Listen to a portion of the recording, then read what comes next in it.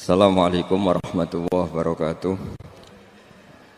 Bismillahirrahmanirrahim. Nahmaduka ya ghafuru ya syakuru. Mashalli wa sallim barik ala sayyidina maulana Muhammadin wa ala alihi wa sahbihi asma'in nama ba'du. Saya pernah punya teman, divonis dokter 2 bulan lagi mati. Teman itu gak doyan mangan. Tapi sarannya dia hidup kalau ada obat dari Jerman. Kalau enggak ya mati. Tak tilii. Mati kapan? Ini kabare rong wulan meneh. Sesuk wis sopan rong wulan. Lugus rong wulane cepet kok mana sesuk. Kowe iku iman mulai cilik. Memangnya mati iku gak rong wulan kasih wae sesuk iso wae engko. Wong pangeran sing di otoritas nyawa ora jajeni rong wulan 3 wulan kok dokter jajeni ke percaya. Menane-aneh wae. Saya tak takoni Israel lah menika. Iya orang mesti bener kok tak imani. Lah ya kowe cek goblok kowe iku mondok 2 wulan iku ora mesti sesuk ya mungkin. Nah padha-padha mungkin sesuk ya mungkin kok ya oke. Padha-padha mungkin kok milih sing 2 wulan, milih sesuk ae. Milih sesuk saiki tak istighfar be aku, tak ngaji dadi keren mati sesuk. Yo sulit bodone lho biasa. Saiki urip kok. Assalamualaikum warahmatullahi wabarakatuh. Bismillahirrahmanirrahim. Jadi ada seorang wali kata hikam, kadang-kadang seorang wali itu mau doa diulang itu sungkan. Kenapa? Yang perlu diingatkan itu yang potensi lupa. Allah kan masih ingat doa kemarin. Jadi wa innama yunabbahu man yajuzu alil fal, yang bisa diingatkan hanya orang yang potensi lupa. Sementara Allah tidak akan. Tapi kan akhirnya doanya elik. Ya Allah kayak kemarin. Hari ketiga ya Allah kayak. Makanya menurut saya ilmunya orang hakikat itu juga ada sisi kriminalnya karena ya tadi. Tapi kamu ingkar ya keliru. Memang Allah gak mungkin lupa, ngapain kamu ingatkan?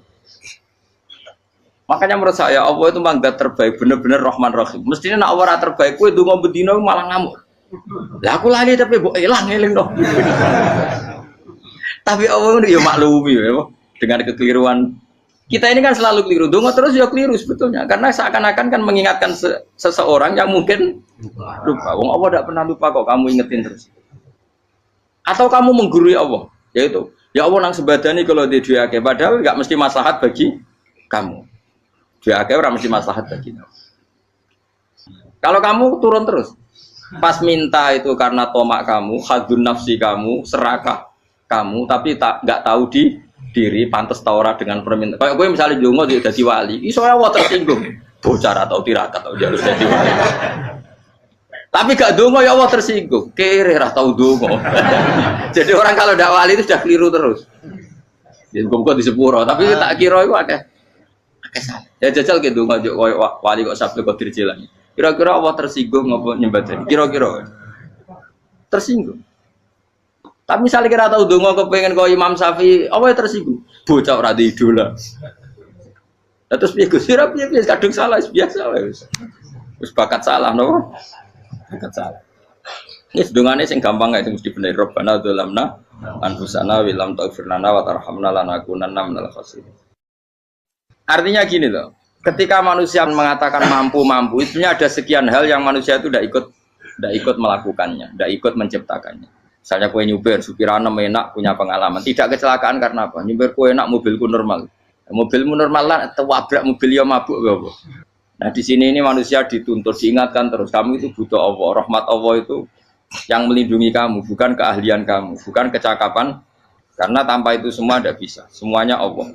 Ya, tapi manusia tadi, gara-gara misalnya tadi mobilnya normal, dia punya keahlian nyupir, terus mengklaim kalau keselamatan dia itu karena hati-hatinya dia, karena mobilnya normal.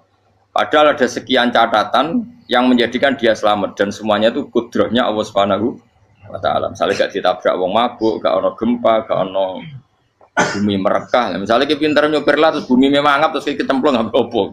Kemudian daerah-daerah kayak ya rasa tak sebut nomari orang. Kira tahu muka siapa ya, bener mari tak sebut nomari ngeri. Intinya Indonesia aman, tapi kita tenang aja satunya aman kafir, ono sing aman. Ora usah kuwatir likuifaksi, ora usah kuwatir meteor jatuh, kabeh ya potensi napa? Potensi semua. Sehingga ini sedikit saya ijazahkan. Suatu saat kata Rasulullah, saya yang Mu'ad melihat kamu hanya sejengkal di depan para ulama ketika nanti di akhirat. Terus Mu'ad tanya, Rasulullah tanya, kenapa kamu hanya 1 jengkal dengan derajatnya para ulama ketika sowan Allah? Jawabnya Mu'ad, kamu punya amal apa? Berjawabnya Mu'ad, ya Rasulullah, saya tidak pernah melangkahkan satu kaki, kecuali saya tidak pernah yakin apa bisa melangkahkan kaki yang satunya. Dan saya tidak pernah mengunyah satu makanan, kecuali saya juga tidak pernah yakin apa bisa menelannya. Dan saya tidak pernah bernafas satu nafas, kecuali saya tidak yakin apa bisa nafas berikutnya. Saking dia tergantung ta'aluk semuanya sama kudrahnya Allah Subhanahu wa ta'ala. Kalau kita ini kan sok. Kalau makanan sudah di depannya kayak pasti bisa makan. Kalau dia sudah sehat jalan seakan-akan pasti bisa meneruskan. Padahal 0, sekian detik gue melaku dihantam mobil ya selesai.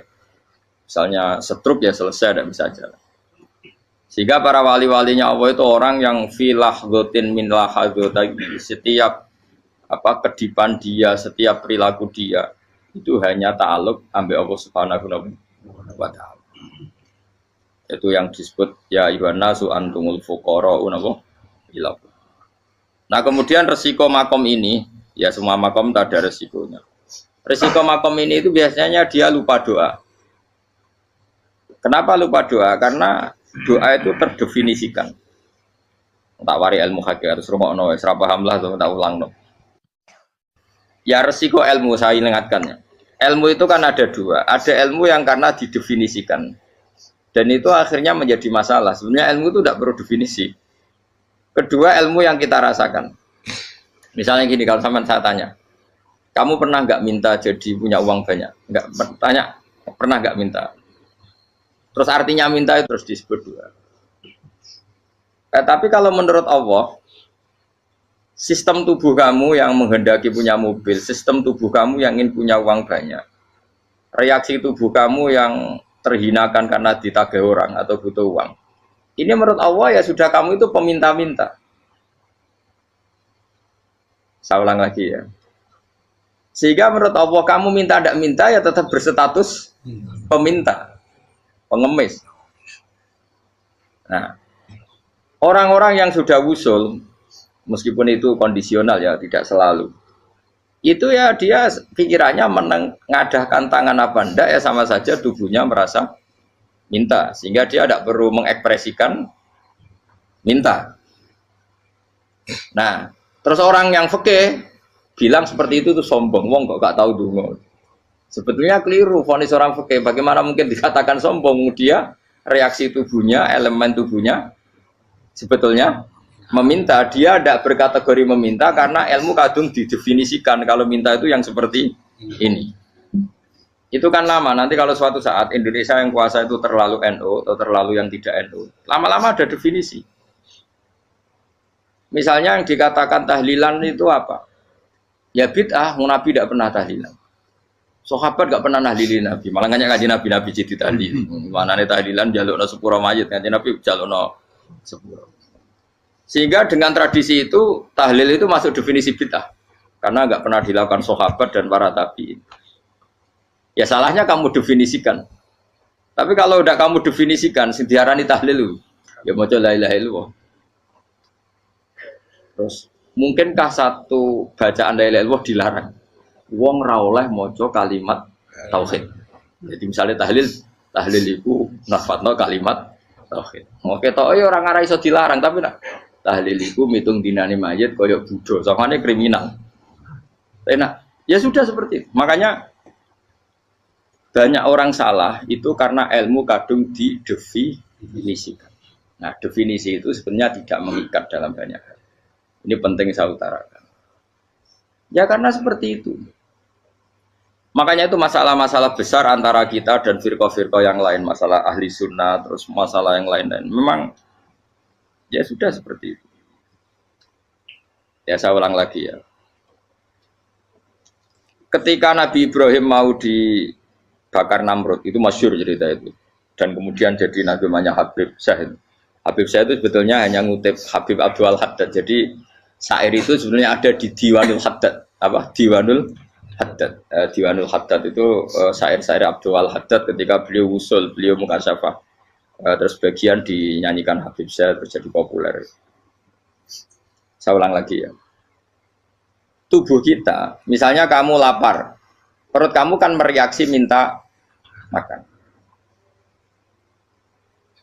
Andaikan kamu itu Tuhan, kan kamu tahu bahwa perut kamu itu minta makan. Tanpa kita bilang ya Allah saya minta makan, Allah tahu kalau reaksi tubuh kamu minta makan. Sehingga orang yang tidak minta pun asal makomnya makom yang ikror, mengakui kalau dia butuh ya namanya sudah minta.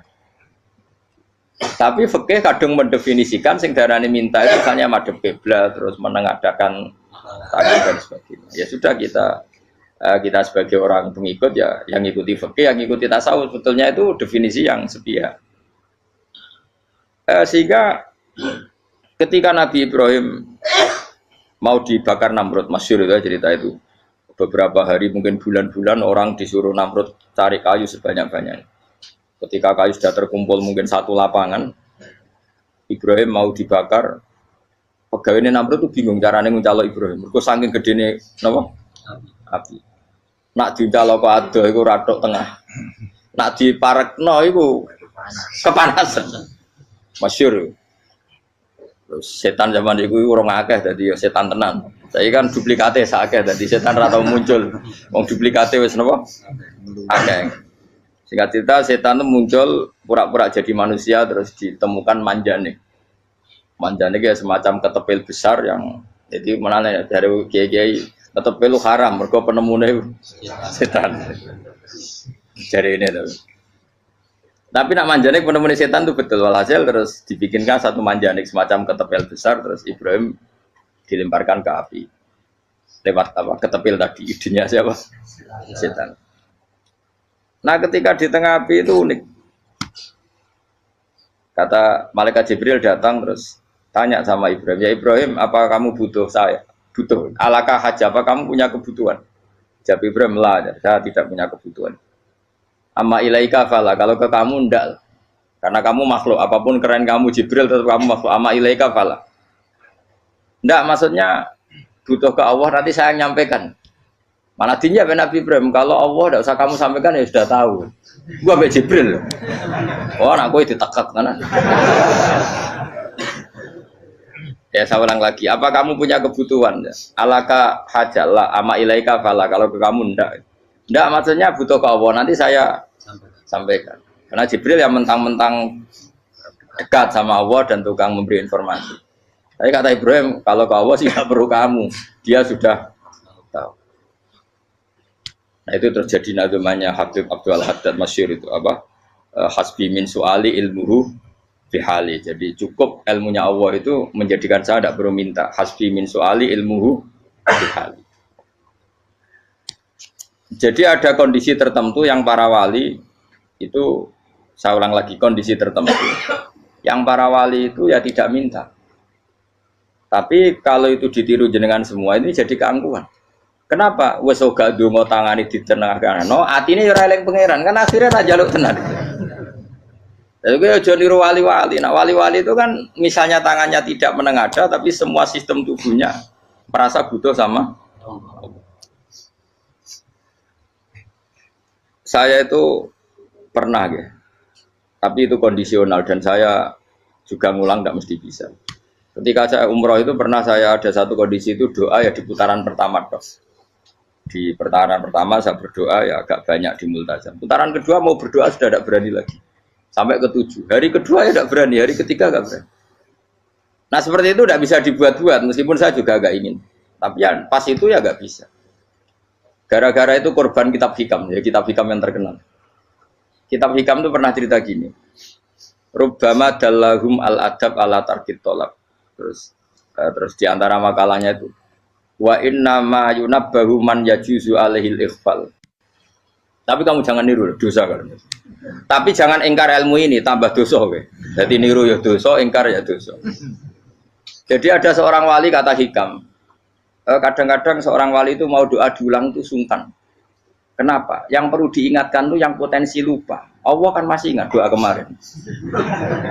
Loh itu gara-gara saya sebelum umroh itu mensinau kitab hikam itu agar itu ya Allah. Sing tak dungani wingi ejek eling kok tak eling no meneh. Dadi wa inna ma yunabbahu man yajuzu alil yang bisa diingatkan hanya orang yang potensi lupa. Sementara Allah tidak akan. Tapi kan akhirnya dungane eling. Ya Allah kayak kemarin. Hari ketiga ya Allah kayak Makanya menurut saya ilmunya orang hakikat itu juga ada sisi kriminalnya karena ya tadi. Tapi kamu ingkar ya keliru. Memang Allah gak mungkin lupa, ngapain kamu ingatkan? Makanya menurut saya Allah itu memang zat terbaik, bener-bener Rahman Rahim. Mestinya nak Allah terbaik, kue dongo bedino malah ngamuk. Lah aku lali tapi mbok eling dong. Tapi Allah itu ya maklumi ya, dengan kekeliruan. Kita ini kan selalu keliru, dongo terus ya keliru sebetulnya. Karena seakan-akan kan mengingatkan seseorang yang mungkin lupa. Wong Allah tidak pernah lupa kok, kamu ingetin terus. Atau kamu menggurui Allah, yaitu ya Allah nang sebadani kalau di duake, padahal nggak mesti maslahat bagi kamu. Duake orang mesti maslahat bagi kamu. Maka ada sekian contoh yang wali itu dibully pangeran. Saya sering cerita, banyak cerita wali itu dibully pangeran, digarap ya pangeran. Ini gara-gara salah dewi. Saya pernah cerita dan itu ada di hikam betul di kitab itu. Itu ada wali itu tukang hamal itu manol di pasar itu tukang angkut. Jadi kalau ada orang bawa barang berat diangkut dia, terus misalnya kalau dulu mungkin ya ke kereta atau ke singkat cerita terus diupai. Setelah dapat apa dia pasti pulang karena dia hanya butuh makan satu piring karena dia tirakat makan satu piring untuk ibadah 24 jam. Singkat cerita dia ngeluh ya Allah, kamu tahu, engkau tahu saya ini pecinta engkau, saya ini hanya butuh makan satu piring untuk kuat sholat.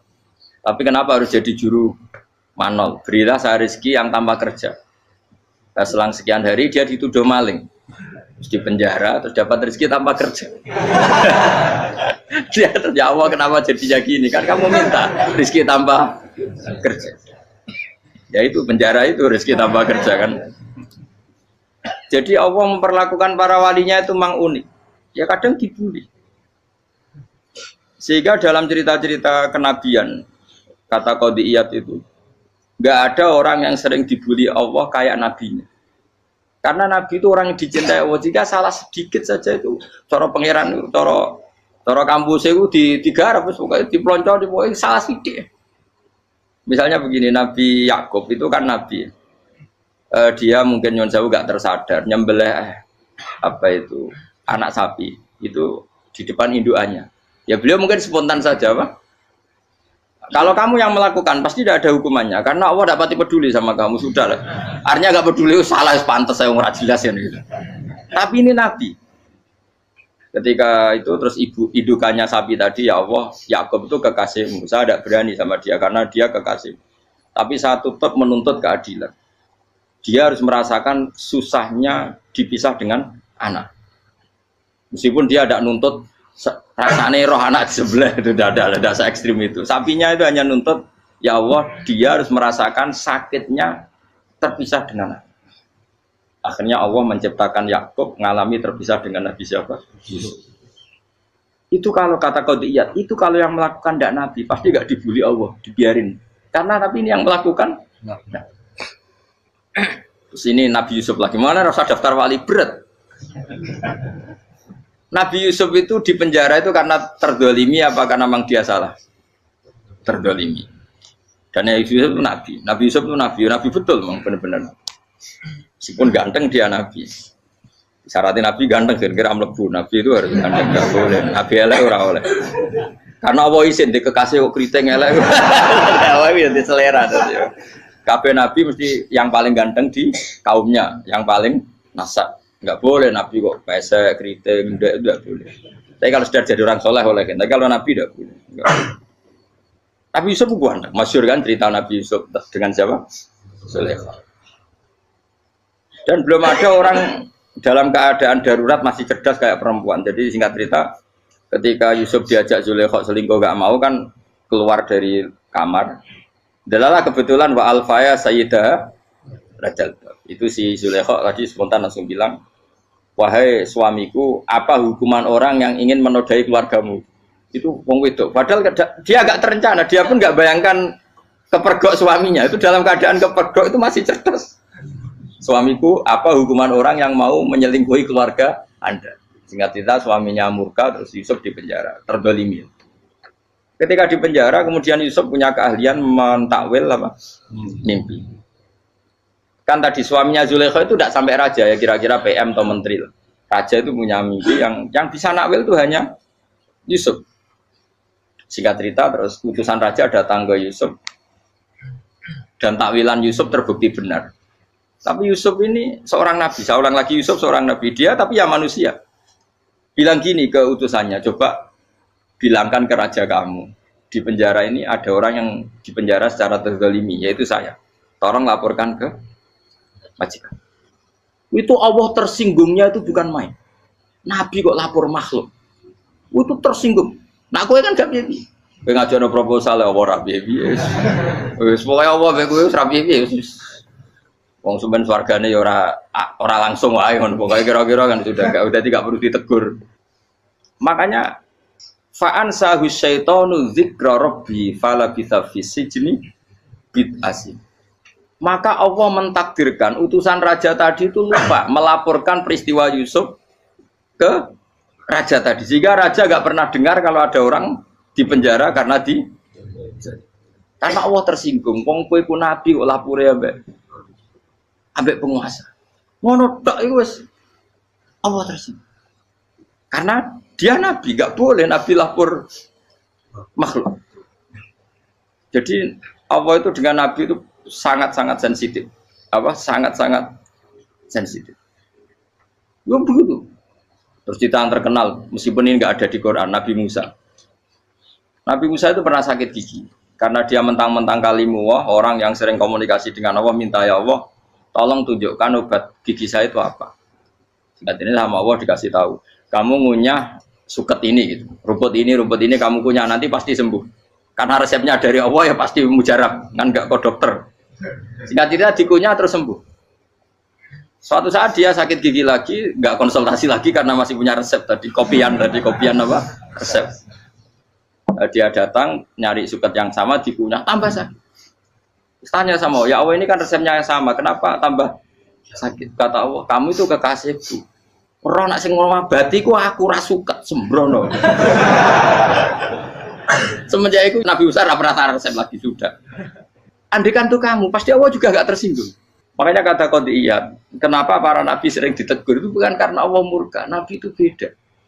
Jadi kesalahan kecil atau apa-apa yang menurut kita ada salah itu untuk Nabi salah. Makanya di ahli sunnah ada kaidah apa? Mimba bihasanatil abror sayyi'atul muqarrabin. Pernah dengar kaidah apa? Mimba bihasanatil abror sayyi'atul muqarrabin. Sesuatu kalau dilakukan umumnya orang itu hasanah atau kebaikan, tapi kalau dilakukan para nabi itu salah. Karena apa ya? Saking dekatnya dengan Allah. Saya ulang lagi apa? Mimba bihasanatil abror sayyi'atul muqarrabin. Jadi nabi itu beda. Nah, para nabi itu orang-orang yang ngalami fikir yang doa resmi kayak siapa tadi? Definisi fikir ya sering.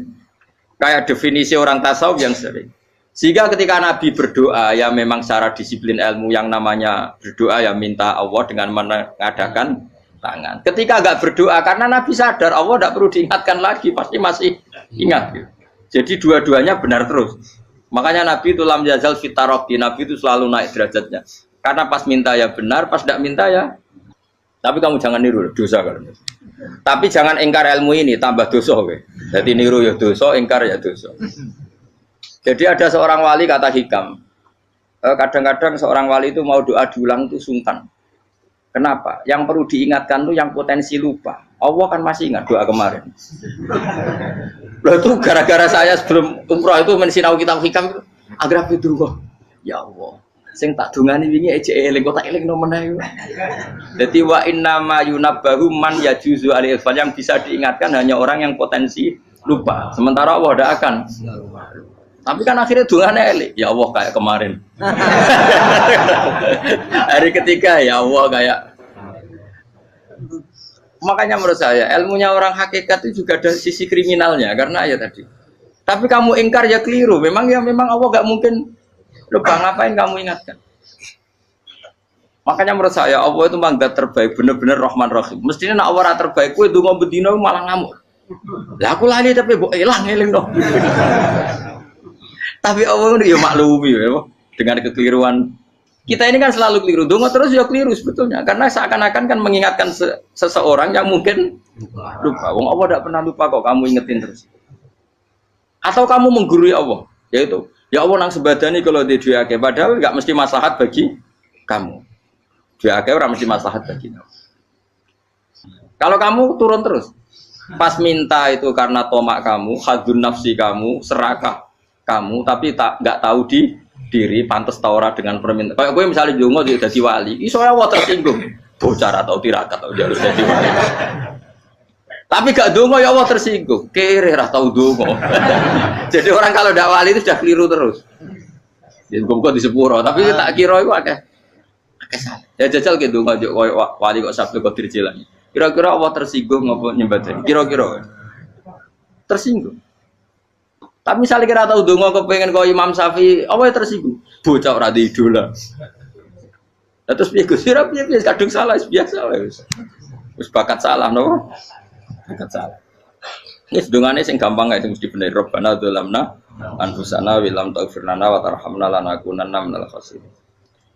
Saya pernah punya kitab dan kitab itu menurut saya luar biasa. Bahkan ketika adu bully itu, adu cara mahasiswa itu kayak pelonconan itu.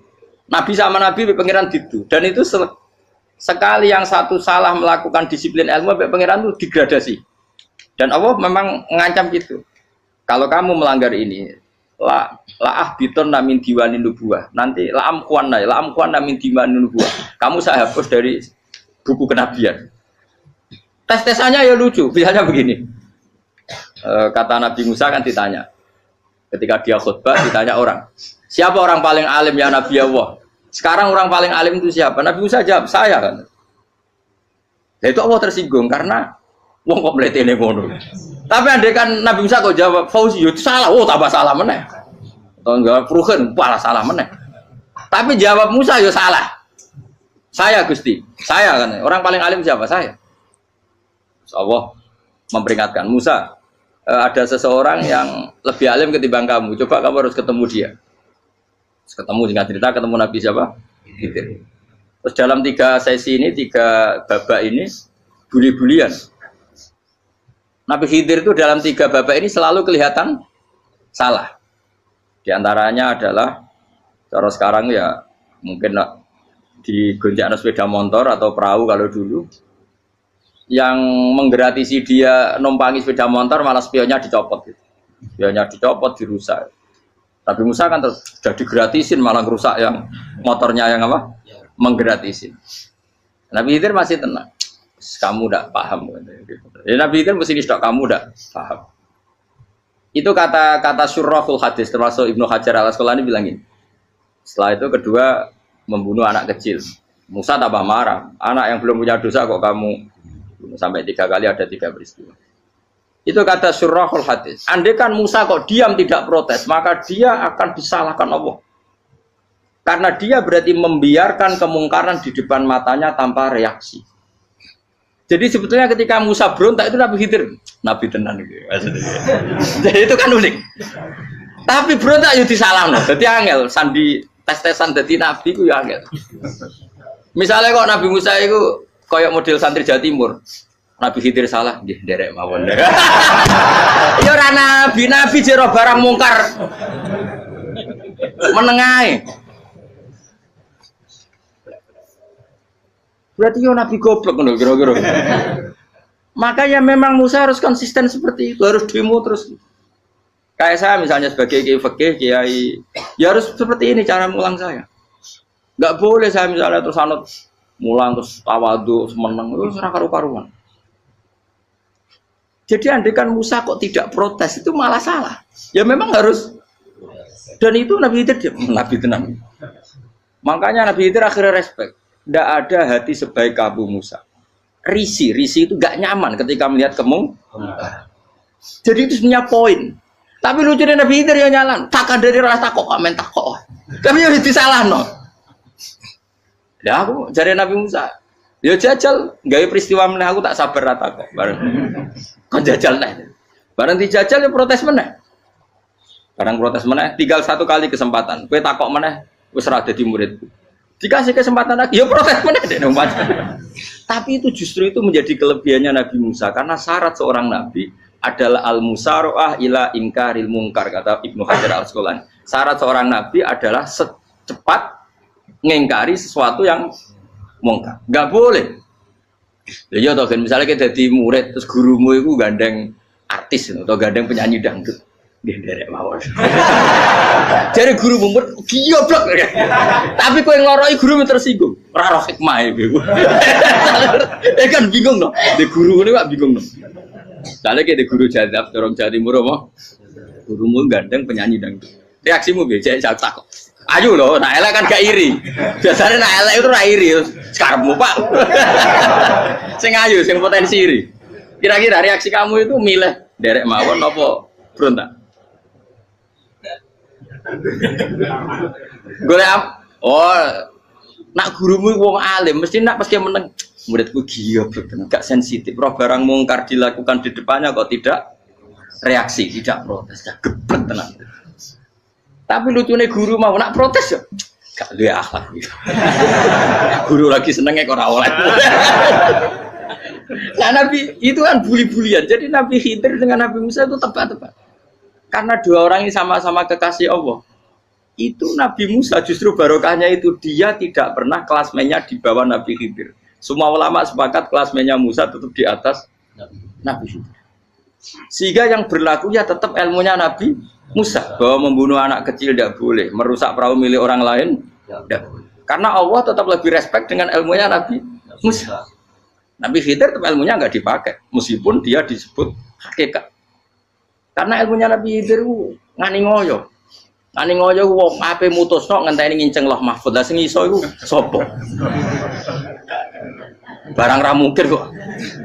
Makanya Nabi Khidir terakhir menutup kalimatnya wa ma fa'altuhu an amri.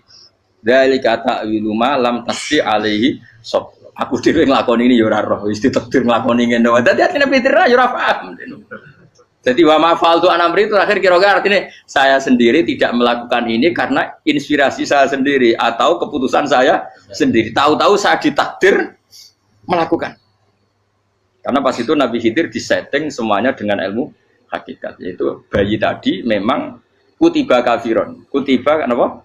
Kafiron. Memang dia nanti kalau umur nganti tua ditakdir mati kafir. Daripada mati kafir nanti ya sudah mati sekarang. Tapi nggak mungkin kan ada syariat daripada soben beling pateni kecil. Ya ora ono syariat, tetap ikut Nabi Musa. Makanya kata Ibnu Hajar Al-Asqalani itu uniknya Allah sama para wali-walinya. Waliku klirullah itu tetap disenangi pengen.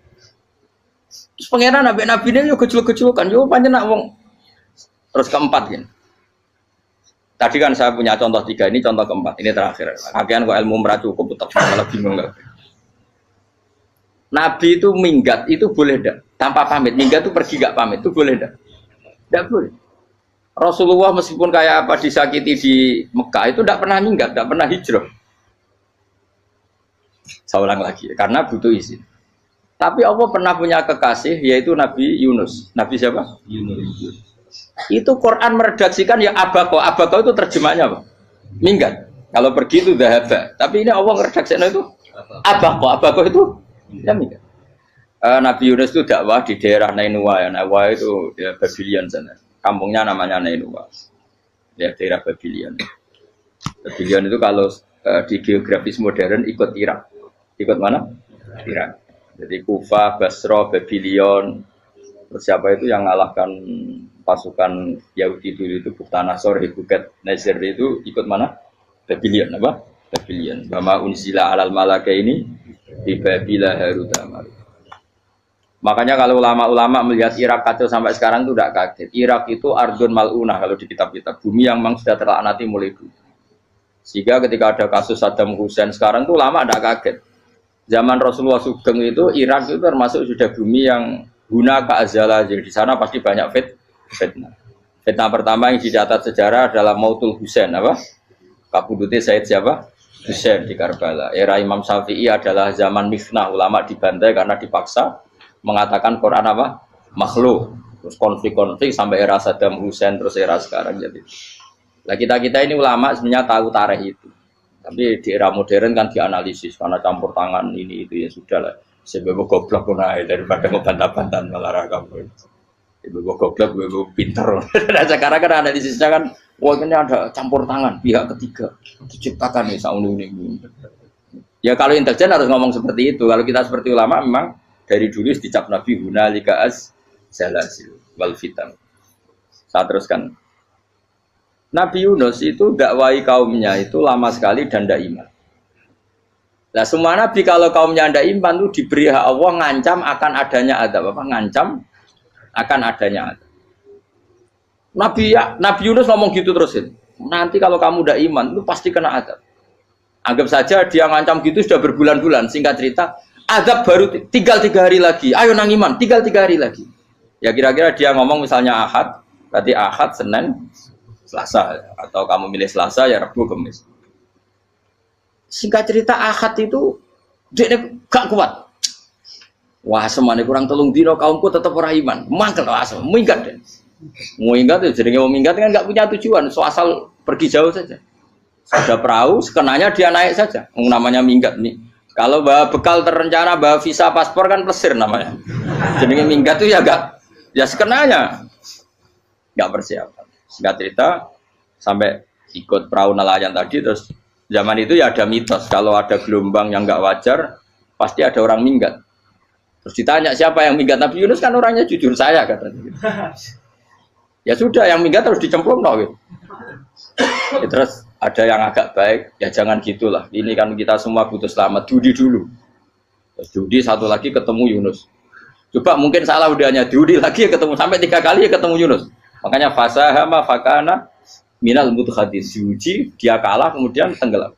Fal taqamahul khutu wa huwa mulim. Terus dia diuntal ditelan oleh ikan nun. Nah, di situ ikan nun digambarkan saking besarnya itu. Nah ini uniknya Allah sama kekasihnya. Sudah Allah menyalahkan tapi unik. Ikan ini kan itu sama Allah dikasih instruksi. Kamu nggak boleh makan dia. Dia kekasih saya. Terus ketika di tengah di perut apa? Ikan dia kegelapan terus Nabi Yunus cita-citanya satu ya Allah kalau saya sumpah kiri saya tidak bisa baca tasbih akhirnya sama Allah disulap perut ikan itu jadi masjid jadi dia di dalam perut ikannya santai saja tetap wiridan santai fana ada fi dzulumati alla ilaha illa anta subhanak inni kuntu minadz ya dia santai aja wiridan karena perut ikan bagi dia adalah masjid ya dia disalahkan Allah karena abako tadi minggat hijrah tanpa pamit. Tapi juga dibela-belain Allah, ikan tadi tidak boleh nelan. Ini perlakuan Allah sama orang yang bikin. Tapi karena dia Nabi uniknya apa? Dino Ahad itu kaumnya do nginceng omah Nabi Yunus. Rame-rame nginceng. Lucunya cara nginceng gini. Nak Yunus neng omah berarti bodoh nih. Wong omah ono adab kok dene tengok. Bareng dinceng Nabi Yunus tuh gak ada. Oh tenan ono adab. Mulane wonge rawani neng omah. Itu uniknya pangeran. Jadi umpama dekne ra minggat ya salah. Umpama dekne ora minggat berarti kaume jare apa ono adab ono gempa bumi likuwi faksi kok dekne ning omah. Lah nek ono tenan ra mlayu, nyatane gak mlayu. Dadi mbok Allah didesain minggat. Tapi nek minggat jadi salahno Nabi yo ora pamit. Makanya masyhur saya itu punya kitab karangannya Habib Alim Alamah, babanya Habib Anis, Habib Ali bin Husain yang ngarang apa?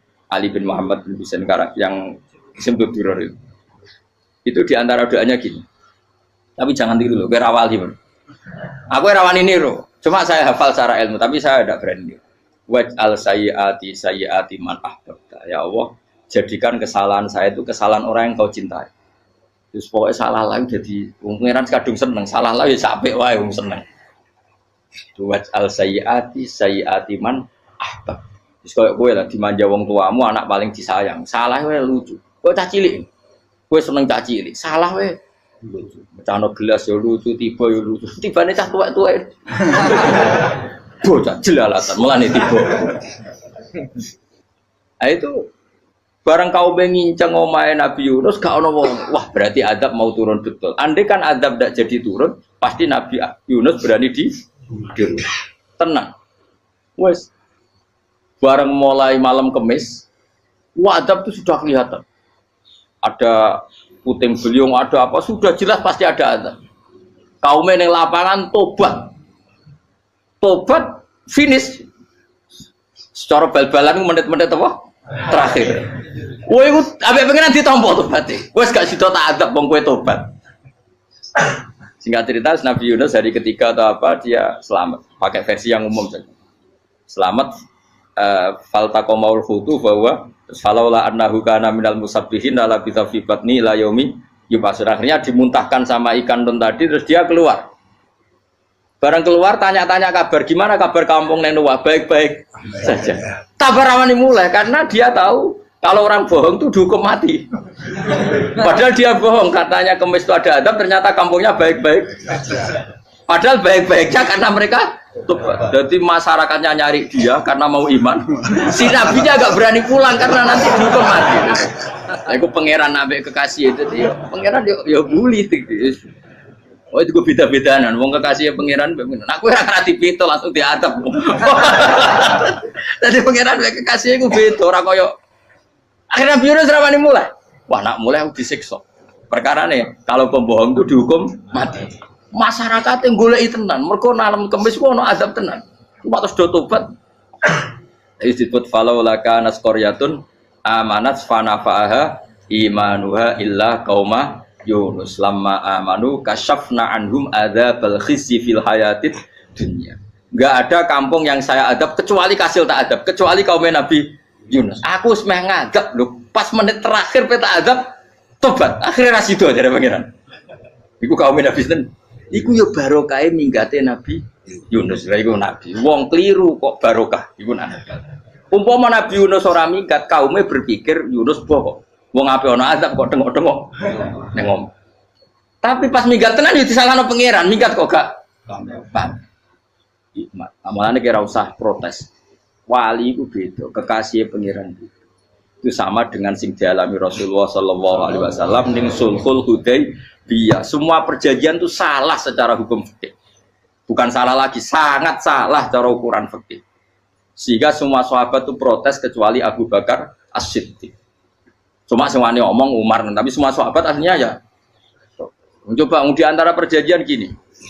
Pertama kan enggak biar sampean enggak terlalu jadi teroris, enggak terlalu jadi ekstremis. Memang ya usah jadi teroris, ya usah terlalu jadi teroris.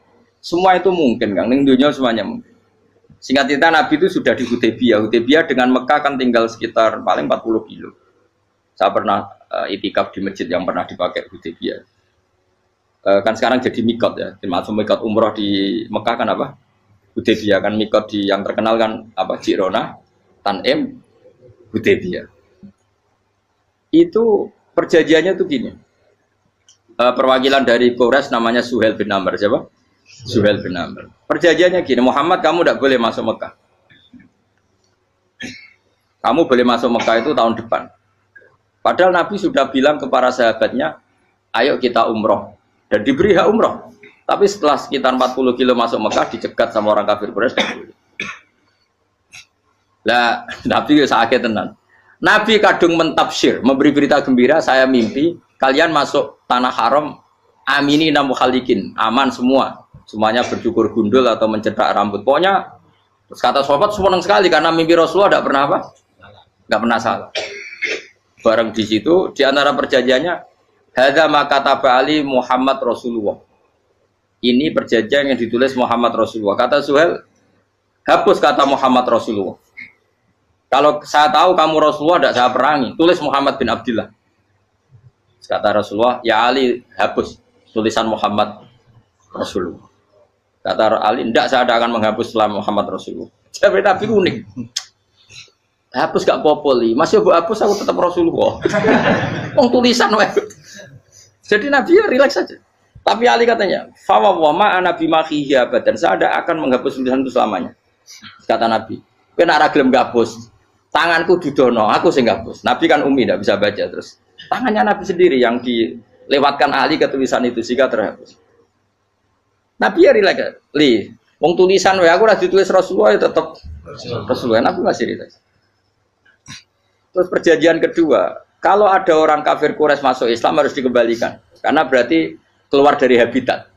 Tapi kalau sudah Islam kok masuk kafir lagi harus dibiarkan, karena berarti kembali ke habitat. Nabi bilang ya nggak masalah. Semua perjanjian itu merugikan Islam. Itu secara fikih pasti salah. Akhirnya Umar itu protesnya keras sekali. Ya Rasulullah, apa engkau masih Nabi? Utakai sengak. Apa engkau masih Nabi? Dan Nabi siapa santai bala ya saya masih Nabi. Tapi kenapa kamu hinakan kita dan memberikan kehormatan pada orang-orang kafir itu? Jawabnya kan Nabi lucu. Ya agama iki wae pangeran. Masih aku perjanjian ning ngono kok pangeran sing angkat agama iki tenang wae. Kanjeng Nabi ku perjanjian mek manusa gampang. Jadi Nabi itu saking imannya Allah tetap yu'izzu hadaddin. Allah pasti memuliakan ini agama. Apapun perjanjian yang diciptakan manusia. Makanya bapak saya, Mbah Mun guru saya itu ngaram-ngaram tenan mikir Islam. Islam mbok pikir haram, ono sing duwe. Ben ngono. Dunya rusak kok ben tetep Islam ku mulya. Rasa mbok pikir wis keliru-keliru lah perjanjiane dunya keliru lah. Lho coba Uni Soviet kayak apa hegemoninya? Kayak apa kuatnya Uni Soviet? 100 tahun mengkooptasi Uzbek, Tajikistan dan tapi apa bisa menghilangkan keimannya orang Uzbek Ceknya? Ketika Uni Soviet bubar langsung malah negara-negara itu jadi persemakmuran yang negara apa? Indonesia kayak apa? Dikooptasi PKI, dijajah Londo 350. Mbah Soleh Darat alim zaman Londo, buyut-buyutku alim zaman Londo. Iku semondok Mekah ya alim. Zaman PKI ada wong alim. Saiki ayo, zaman Islam Nusantara apa ono sing alim koyo. Kudu Islam menarik zaman wis di regani negara, zaman rung dinegani negara iku wis mul. Karena ini agama milik Allah. Punya ketahanan yang luar ya, semuanya dari Nabi tentang kayak perjanjian salah lamar, gak apa-apa. Inna wa ta'ala a'azza hadati. Inna wa ta'ala la yudi udinahu wa la yudkan. Pokoknya pangeran raga, kalau ngebaru agamanya orang masalah, perjanjian keliru lah. Perjanjian ketiga itu semuanya merugikan Islam. Tapi apa kata Abu Bakar ketika protes Nabi gak dijawab, datang ke Abu Bakar. Menurut kamu gimana? Jawab Abu Bakar lucu. Makanya ini menunjukkan makanya kenapa ahli sunnah berkeyakinan Afdhalus Sahabat itu siapa? Jawab Abu Bakar, wes samar, perjanjiannya keliru lah, wes keliru lah, kayak geremeng-geremeng santai negeri. Tapi la tadkhul bainahu wa baina habib. Kamu jangan masuk wilayah itu hubungannya orang yang terkasih sama kekasihnya. Wes gak masuk akal lah, semuanya menengah. Ya sehingga ya sudah Allah punya. Ternyata, nah perjanjian keempat ini yang agak Nabi hanya minta gini toh. Itu saya turuti semua, tapi saya minta satu hal kata Nabi. Bolehkan diskusi tentang Islam terbuka. Makanya diskusi terbuka itu baru kata Nabi. Jangan larang orang mendiskusikan Islam. Itu tok mintanya. Oke, dari Suel, diskusi wae pikirannya Suel kan, diskusi wae. Enggak masuk Islam, diskusi. Jangan larang orang yang membicarakan Islam secara terbuka. Ada kata terbuka. Dari Suel, oke, enggak masalah. Itu toh yang itu pun nggak jelas menguntungkan Islam apa? Enggak. Akhirnya apa yang terjadi? Darun Nadwa, tempat-tempat pertemuan, cara saat ini gerdu, gedung parlemen, semuanya itu diskusi. Sajane Muhammad itu sopot, konsep Islam itu. Dan semua yang cerdas juga. Sajane ya bener Muhammad. Nyembah watu ya banyak giok tenan. Banyak giok tenan watu kok di. Terus nak Yahudi. Yahudi ora bener pisan, Nasrani ora bener pangeran atau. Wah, diskusi. Suwe-suwe hasil diskusi sepakat. Rupanya dia tetap bener Muhammad. Tetap bener Muhammad. Akhirnya hasil diskusi itu akhirnya mereka membatalkan perjanjiannya sendiri. Perkara ini baru kayak apa? Malah Nabi ketika Bali di Medina, Umar sempat protes ning dalam. Oke ya Rasulullah, saya nerima konsep Anda, tapi saya menyisakan satu pertanyaan. Jadi jenengan niku ana ayat sing nurjukna la tadkhulunal masjidal harama insyaallahu aminina muhallikina ru'usakum. Lah kok nyatane ra sida mlebu Mekah, malah kita terusir kembali lagi ke Madinah. Lha iku Nabi yang agak lucu ngendikan. Mar, ning ayat iku ra gak ana taune. Apa ana ayat iku taun iki? Sing ngatene taun iki ra kowe. Dari Nabi yo ora ana taune ya. Ora ana taune kok tauni dhewe kan kira-kira. Ayat itu kan gak ada tahu nih, Umar sing GR nafsiri tahun ini. Mau suatu saat kamu akan masuk Masjidil Haram. Tapi kan gak ada tahu nih ayat itu. Apa di ayat itu ada tahunnya Umar? Dan Allah bilang tahun ini ya enggak, ya sudah kalau gak ada tahunnya, ya pokoknya mesti kapan-kapan terjadi. Tapi orang saya ikut. Kayak Sugih Ruhin kan gak ada tahu nih, orang saya. Mau aku dong gak ada Sugih, tapi kan tanpa tahu. Lu sesuai. Nah. Akhirnya apa yang terjadi? Ada diskusi masif di Mekah. Setiap yang cerdas, setiap Nabi tanya, Abu Sufyan siapa? Nabi mau komentar gini, sama siapa teksnya? Misluhu la yajhalul Islam. Kalau Islam sudah didiskusikan, otak secerdas Ikrimah bin Abi Jahal, secerdas pasti tidak bodoh tentang Islam. Maknanya pasti akal yang waras memilih Islam. Wah, akhirnya Islam jadi masif. Ya sudah karena Islam sudah masif, tokoh-tokohnya cenderung Islam, akhirnya perjanjian itu dibatalkan sendiri. Akhirnya waro'aitan nasa yadkhuluna fi dinillahi afwaja. Akhirnya mereka berbondong-bondong masuk. Itu artinya apa? Nabi itu gaya perjanjian cara fikih keliru wae, cara fikih cara dhahire keliru wae, tetap barokah karena punya hubungan khusus dengan Allah Subhanahu wa taala. Makanya la tadkhul bainahu wa baina habib. Itu kan kayak ya sudah seperti itu. Di pangeran makanya Sayyid Ali itu Sohibu Simtiduran nak dungo di antara doanya waj'al sayyiati man ahbabta. Jadikan ya Allah kesalahan saya kesalahan orang yang engkau cinta. Karena ulama nyontono ngene, saiki Nabi Adam ambek iblis itu padha salah itu. Enggak jawab. Padha salah, iblis itu salah bodoni Nabi Adam salah. Dilarang mangan wit khuldi tetep mangan. Mau trimo rayuane sinten? Iblis. Tapi wong piye-piye pangeran ku seneng Nabi Adam. Sediluk diusir bar sumajtabahu rabbuhu fataba alaihi wa bar langsung Adam urung metu ka swarga wis diwarai. Damke kepengin tak sepuro nggih, tak warai dongane. Iblis tak diwarai. Mane kena donga. Wong kuwi dadi mane ya pokoke wong disenengi ku menangan. Lan kaya aja donga iku, kowe ora bakat wali biasa wae mau iki cerita. Ya sudah seperti itu. Ya, tapi emang ya sudah seperti itu. Nabi Adam itu orang pati keusir tenan itu fatalah ko Adam Rabbi kalimatin fatal. Jadi orang terlalu jauh dari surga. Kemana lagi pas pertama medun ke bumi ambek Allah diwarai beberapa kalimat sing dadekno di sepuro pengiran.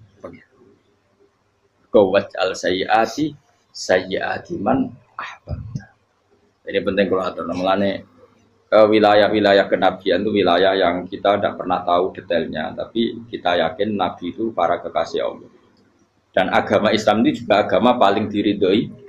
Maka di zaman apapun, kecewa apapun dengan perjanjian dengan negara maupun dengan dunia, Islam tetap di rumah pangeran. Kita ora usah kuat. Mikir Islam ku keliru. Nangit mayo oleh nak mikir keliru. Agamane pangeran kok pikir. Saya masyhur Sayyidina Umar itu kan khalifah paling sukses masalah futuhat. Di masalah apa? Futuhat. Dan Ibnu Umar setiap jalan-jalan itu dibully sama orang-orang. Ya Ibnu Umar, mbok ya kamu itu minta sama bapak kamu supaya dia nyebut penggantinya siapa. Atau bikin suksesi lah. Jangan kok dia khalifah sukses kemudian tidak jelas juntrungannya. Kan dia tetap mati suatu saat. Saking gak kuatnya Abdul bin Umar, matur, ya Abah, engkau harus suksesi. Siapa ya pemimpin setelah jenengan? Lah kenapa? Orang-orang bilang kalau ada orang misalnya penggembala kambing terus ditinggal gelanggang itu dianggap dosa karena kambingnya pasti kocar. Apalagi ini urusan umat. Kamu tahu-tahu mati sebelum sesi ini pasti kacau. Umar langsung marah. Agama Islam itu gak sama dengan kambing kata Umar. Agama Islam agamanya pangeran, mesti diurusi pangeran. Aku mau khilafah. Aku mau sukses. Ben aku ora usah mikir. Engko ora diurusi pangeran. Jadi Umar itu justru sangat hormatnya sama Islam itu dengan cara gak mau mikir Islam. Gak mikir berarti gak khidmah ya, tetap mengkhidmati Islam. Seperti saya ini kan yang khidmati Islam lewat mulan. Tapi aku ora tahu mikir nasib Islam. Islam ora kondang piye. Ditinggal Abu Bakar melaku, Umar melaku. Wali Songo mbek kowe rak mulya Wali Songo. Saiki jurus mudin yo mlaku, jurus KUA yo mlaku. Jurus mubalek sing kadang matre ku yo mlaku. Berapa kiai sing dadi oknum perkara proposal? Ya agama yo. Wong bapak udah kanca kiai ku mudin, anake mondok. Bareng saking suwene dadi mudin, zaman iku mudin urung untuk gaji negara. Anake njuk dhuwit muni spontan. Cung ora ono mati kok njuk dhuwit. Mergo nek ora ono mati ra entuk rezeki. Cung ora ono mati kok njuk dhuwit. Ngono iku agama ya ra piye-piye juga. Mergo agama iki diurusi Allah. Ayo nabi palsu ben kira wae mulai Musailama sampai Musotek sampai Lia Eden. Kurang lagi. Mulai wali palsu kowe Rama dosa Rama sapa iku. Kowe ono kabeh ora masalah. Uni Soviet kayak apa mengkooptasi Ceknya Uzbek. Akhirnya ya kalah Uni Soviet. Saiki Ceknya Uzbek dadi negara apa? Islam. Kayak apa? Donald Trump, Islamfobia, tapi sekarang orang Amerika malah berbondong-bondong masuk apa? Islam kaya. Mbok pikir malah Islam mbok konsepi malah rusak. Mereka terus di metodologi. Harusnya penyebaran Islam itu begini. Harusnya mbahmu kira pangeran ngomongnya harusnya. Orang Islam kadang melaku ya lewat mudin. Saya itu punya santri ini kisah nyata. Itu lahirnya di Bali. Itu bisa baca Fathul Mu'in. Lahirnya di Bali. Bahkan dia ketika SD itu tukang mimpin lagu Hindu. Lagu Bali itu Hindu atau Buddha? Hindu. Karena dia ketua kelas. Tapi Islam. Semua cuma. Jadi dia ikut. Gara-gara jadi babay itu bakal sate yang Bali. Ya bakal sate berhubung sukses, ponakannya misalnya diajak orang Madura kan gitu. Aslinya orang Madura. Setelah kampung itu menjadi kampung Muslim lama-lama berkebutuhan punya masjid. Berhubung wis anake kiai ana masjid mosok ora diwong alim. Akhirnya anake dipondokno di Jawa. Pondokno di Jawa iso maca muin terus ngaji sama saya. Jadi saya iki ning Bali kok ana wong ora muin, ya ana santri di Bali maca Fathul Muin. Ning Jawa kadang wong ora iso maca muin. Jadi dia mau bakal sate muter, kayak Islam di Indonesia, gara-gara pedagang Gujarat, meskipun sejarah itu diperdebatkan, ya gara-gara dagang, karena mereka Muslim ya akhirnya menyebarkan apa? Jadi semudah itu Allah, termasuk konflik Ali bin Muawiyah itu barokahnya sama susahnya konflik itu masih banyak barokahnya. Sayyidina Ali sama Sayyidina Muawiyah, karena kita ahli sunnah ya, tidak menyalahkan salah satu madzhab ahli sunnah. Itu barokahnya beliau konflik itu banyak sahabat yang migrasi. Ada yang ke Cina, ada yang kemana-mana. Termasuk yang diyakini para sejarawan, ada yang ke Selat Malaka, termasuk akhirnya sampai ke Baros itu. Barokahnya orang nggak nyaman di Yaman itu di Syria sama di Irak. Akhirnya Islam menyebar. Oh sudah. Andai kan nggak ada konflik itu, mungkin penyebarannya juga lama. Makanya saya bolak-balik bilang, setan itu ono goblok. Gomko ora melok ngaji saiki. Setan ora goblok piye? Kalau ada anaknya kiai 5 lanang kabeh sih, alim kabeh iku didu. Mergo rebutan pondokin Hindu. Aslinya pondok satu titik di desa itu. Misalnya yang beduan ya di meja. Gara-gara tuh konflik itu terus sing sitok minggat ning Kalimantan. Gara-gara anak kiai yo gawe pondok ning Kalimantan. Sitok minggat ning Sumatera, anak kiai yo gawe pondok ning Sumatera. Cara setane gak ngedu, malah pondok tetap satu titik. Tapi setan iku goblok ora roh, akibat ngene iku ora roh. Akhirnya dulur didu menyebar. Ada wong soleh menyebar ning ndi menyebarkan sujud, menyebarkan Jadi setan yo ana goblok, muga-muga ora ngaji, muga nak ngaji dene roh, ana ngono ora usah ngono. Andai kan tidak diudik kan satu titik. Nggih betul. Tapi setan niku nek ana wong saleh iku didu. Nak didu ana sing kecewa minggat. Lah mingate wong saleh ndak ape gawe apa? Mosok ape gawe dugem. Lalu kula anggere ana saleh tukaran Gus iku tukaran gara-gara tukaran sak minggat ning Papua ya alhamdulillah. Apik.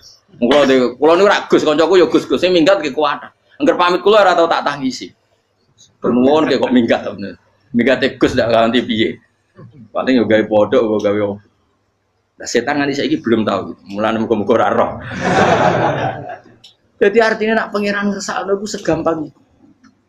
Lah coba di Ponegoro kan konflik sama keluarganya yang dulu ada yang mungkin sebagian pro Belanda. Ning Sulawesi ya tetep gawe napa? Pon. Engko ning gone wis wae angker ning dindi. Wali Songo ya. Sunan Kalijaga agak pati cocok mbek buyut Sunan Kudus.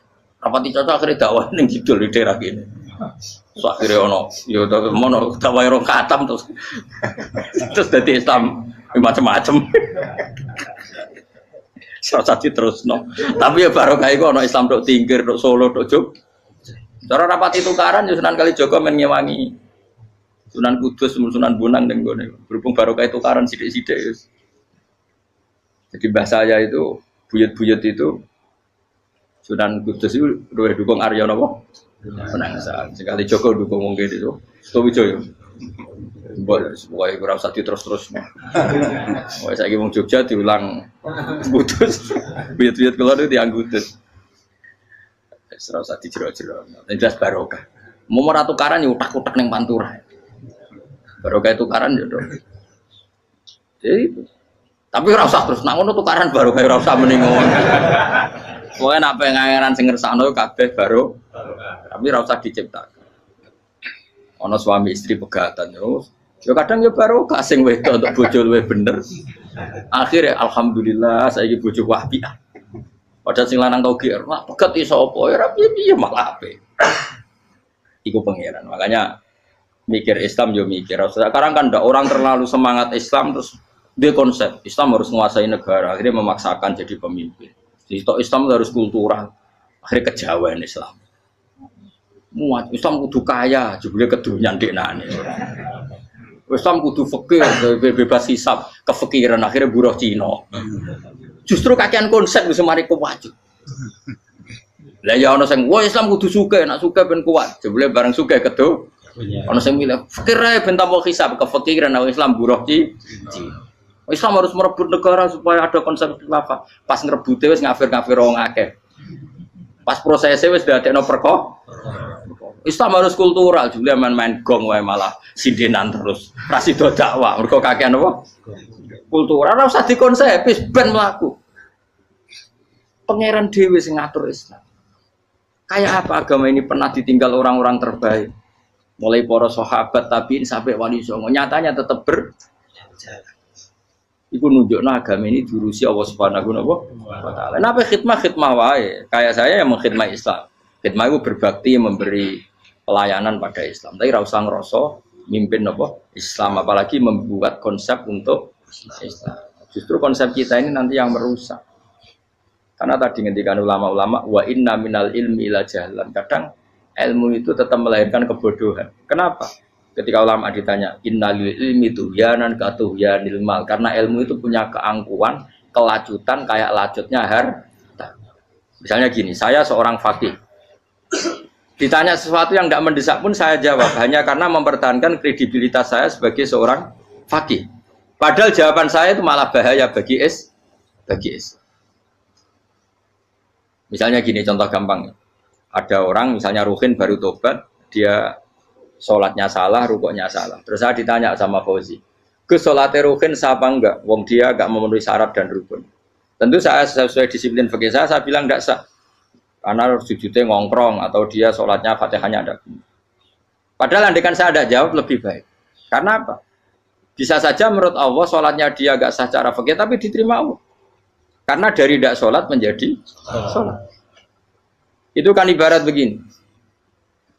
Orang makan tela yang agak-agak beracun, tapi tidak racun yang mematikan. Itu baik apa enggak? Ya tidak baik jawabannya. Tapi kalau bandingannya daripada tidak makan sama sekali, tentu baik makan.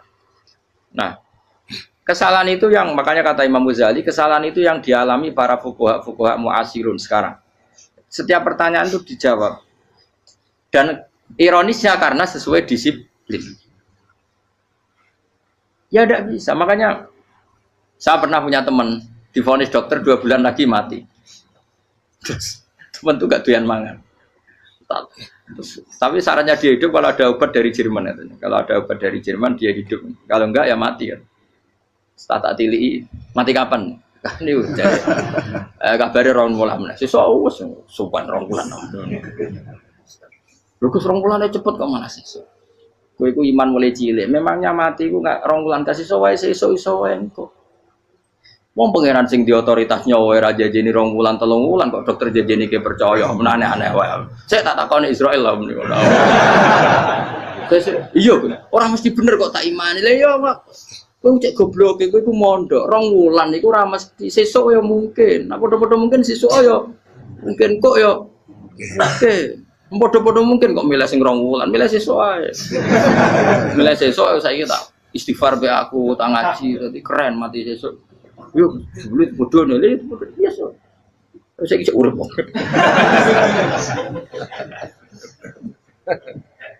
Ya karena tadi sesuatu yang enggak otoritasnya itu kita ini kan jadi orang aneh.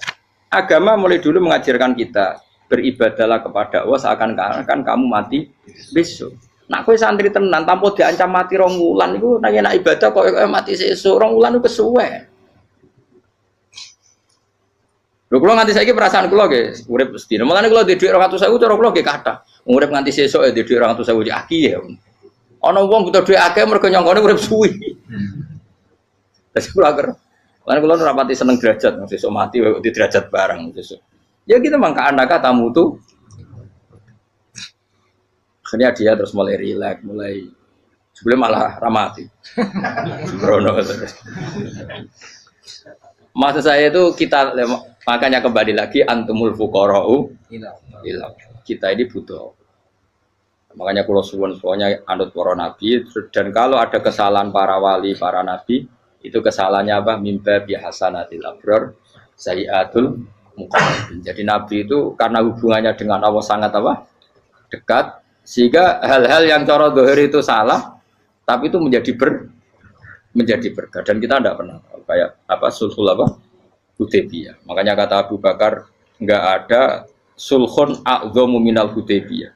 Enggak ada perdamaian yang lebih afdal ketimbang Hudaybiyah. Makanya saya itu termasuk ulama yang setuju misalnya di McGill di Amerika atau di Kanada itu kan ada Islamic Studies. Saya pernah ditanya, Gus, kalau ada sekolah perbandingan agama menurut kamu setuju enggak? Saya bilang enggak masalah. Yang penting asal yang dikaji itu Islamnya, bukan orangnya. Kalau yang dikaji orangnya ya copet Indonesia ya Muslim. Kadang koruptornya ketua partai Islam. Wonge kan macem-macem. Yang dikaji Islamnya loh, asal yang dikaji Islamnya. Jangan orangnya. Orangnya bulet-bulet. Wah, juara lah no. Juara. Karena pikiran saya niru Hudaybiyah. Ketika Islam didiskusikan secara masif, tetap yang unggul itu Islam. Makanya Rasulullah minta, nggak apa-apa, semua perkara saya setujui, cuma jangan larang orang mendiskusikan Islam. Akhirnya di Mekah, di Darun Nadwa, di pojok-pojok kampung, di perapatan-perapatan orang tanya, sebetulnya Muhammad itu maunya apa? Terus mereka ada yang bilang, ya Muhammad kepinginnya wong nyembah pangeran. Pangeran sapa sing gawe langit bumi. Akhirnya sing situ, iya, pangeran ya pantes sing gawe langit bumi, pangeran ora tahu saya apa-apaanan. Soalnya yang mulai cerita, iya aku tahu nyembah. Pas duyoi luwak. Sampai aku izin pangeran aku duyoi. Soalnya sing cerita meneh, aku tahu pas nyembah pas tangannya coplok. Wah itu cerita kenaifan-kenaifane pangeran itu. Ya gara-gara boleh dulu nggak boleh dilarang oleh negara. Negara itu pinterin Nabi ya. Mau aku jaluk orang boleh mendiskusikan. Karena kalau didiskusikan pasti ja'al haqqu wa zahaqal. Mohon kalau terus nanya. Inna wa yusmi'u may yasha wa ma anta bimusma'in man fil kubur. Fa alam tarono ta ora ngerti sira ta alam tekse ora ngerti sira ana wa ing satuna wa ta'ala iku anzala nurono sapa Allah minas sama'i sanging langit. Awan nurono ma'an ing banyu. Fa akhrajna mongko ngetokno sapa ingsun fi tetep ing dalam dawa akhirna iltifatun ta iltifat. Iltifat itu pindah anil ghaibati sanging dhamir ghaib. Mestine kan fa akhraja, tapi dadi napa? Fa akhrajna. Harusnya kan Allah menurunkan hujan dari langit, kemudian Allah mengeluarkan beberapa buah. Tapi diganti apa? Fa'akhirnya. Kemudian kita Allah maksudnya. Kami Allah menurunkan bihi sebab anane mak samarot ing boro-boro buah. Mukhtalifan ingkang werna-werna apa alwanuha pira-pira wernane samarot. Maksudnya Allah ingin menunjukkan kekuasaan. Sekarang orang sama-sama dari sperma. Ada yang kafir, ada yang mukmin, ada sing kriting, ono sing bangir, ono sing elek. Anggap aja kayak buah. Buah itu dari tanah yang sama, dari air yang sama. Kemudian melahirkan buah yang beda. Memangnya misalnya buah sing kecut ya ning bumi Indonesia. Pinggirnya ditanduri pelem manis ya ning bumi Indonesia. Mestinya kan kalau buminya sama kan nak kecut kabeh, nak manis. Tapi ternyata enggak. Allah bikin buah yang macam-macam rasanya, macam-macam warnanya dari tanah yang satu, dari air yang satu. Itu kenapa gitu ya? Saking kudrahnya Allah, saking kekuasaan Allah. Mukhtalifan khali warna-warna apa alwanu beberapa warnane samarot ka asdoro kaya dene ijo. Wa ahmarolan abang wa asfarolan asfar. Asfar itu agak kekuningan. Wa irial lan yane kabeh. Wa minal jibali lan iku setengah saking pira-pira gunung judadun uti pira-pira dalan. Delala Allah masih ada gunung sing tak tahu diambah manusa lah ya. Delala ada desain alam yang paling layak ada ya selalu ada yang layak dilewati jam ujuda tori kontek sedalan filjirihi landiane napa jabal bidon kang putih-putih ya kados gunung-gunung teng Indonesia.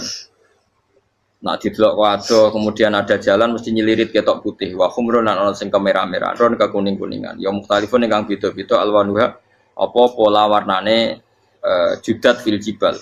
Bisidati ana sing terjal, waduk filan ana sing kropos. Yes kaya gunung-gunung itu kan ana sing apa cengkramane ku enak berarti sidah ana sing napa dari tanah sing napa kropos. Wa qara bi husud. Lan pira-pira watu kemloso. Ya kuna manane kemloso watu besar sudun kang ireng-ireng. Atfun ala judat suhur ning pira-pira watu syadidatu sawati kang banget ireng. Artinya gini loh. Intinya misalnya bumi itu dari apa? Kita tidak pernah tahu. Kalaupun tahu, kita tidak bisa mengendalikan. Nyatanya bumi warnanya macam-macam, buah-buahan ya macam-macam. Iku nunjukno kabeh iku kudrahe Allah Subhanahu wa taala. Yuqalu den ucapno kaciran kang akeh aswadu tur banget ireng hirbibun wa qalilun hirbib aswad. Niku bahasa mawon guys, pokoke wong Arab niku biasa ireng banget, ireng jlinteng. Lah ngeten. Aswad itu maknane iku wong Jawa lho, nek muni ireng banget misal ireng jlinteng. Pokoknya wis ireng disifati sesuatu yang mempertegas apa? Kehitamannya. Wa minan nasilan setengah saya manusa wa dawabilan pira-pira napa kewan. Wal anami lan pira-pira raja kaya. Jadi kalau dawab itu mulai melata ya dawab, mulai kodok ya dawab. Nanti mulai kewan apa saja itu dawab. Kalau an'am itu lebih yang agak terhormat kayak apa?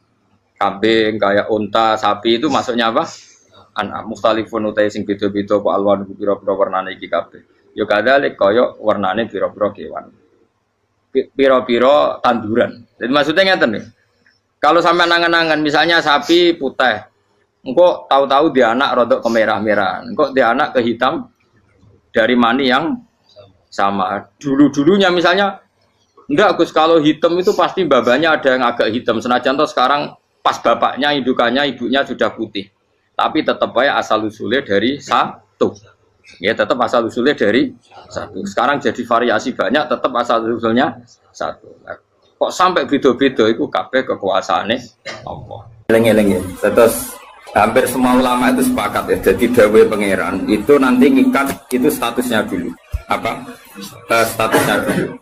Nanti kalau status itu jelas, nanti ketentuan hukum ya hanya di status itu.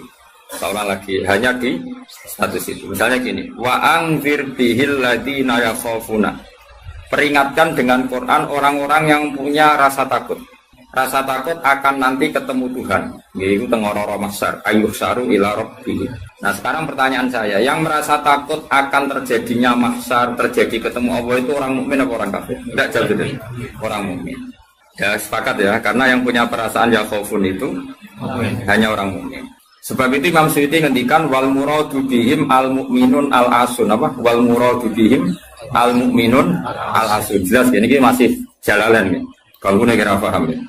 Mulane sedurunge ngaji ku sinau kok nyocokno ilmu, paham ya? Jadi agar aku kok cocok terus ya saling bagus bae kan oleh enak. Terus minggu berikutnya ora usah ngaji kan wis padha no.